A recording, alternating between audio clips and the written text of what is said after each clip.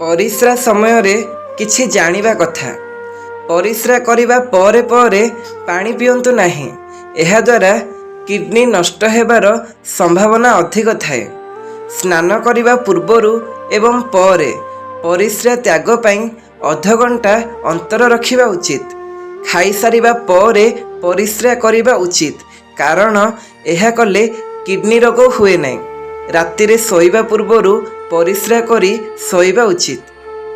मानसिक स्तर रे किपरि निजको शक्तिशाली करिवे। प्रथम थर पई कोनोसी काम रे विफल हेबाकू भय कर नाही। भूल करिबा परे केबे भी निजको आघात दियो नाही। समस्तଙ୍କ कथा सुन, किंतु जहा इच्छा कर। जहा घटी गलानी से विषय चिंता कर नाही।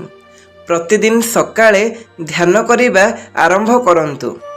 कौनसी जिनिस ठारू अधिक आशा कर नाही। तुमे जहा परिवर्तन करि परिबो नाही ताहा छाड़ी दियो। नकारात्मक खबर देखिबा बंद करंतु।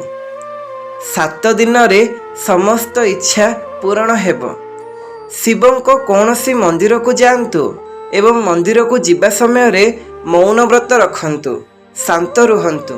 शिवं को पूजा करिबा परे नंदी महाराजों को बाम कान रे निजर इच्छा जणांतु। इच्छा कहिबा समय रे नंदी महाराजों को डाहाण कान को बंद करि दियंतु।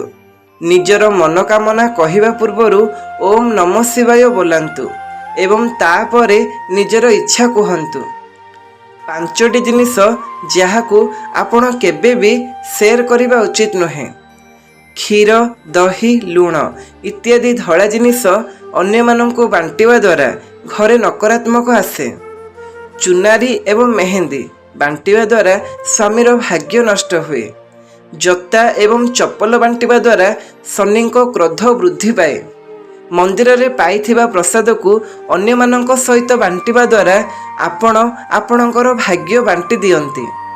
पात्र किंबा लोटा बांटिवा द्वारा घरे दारिद्र्य आसे।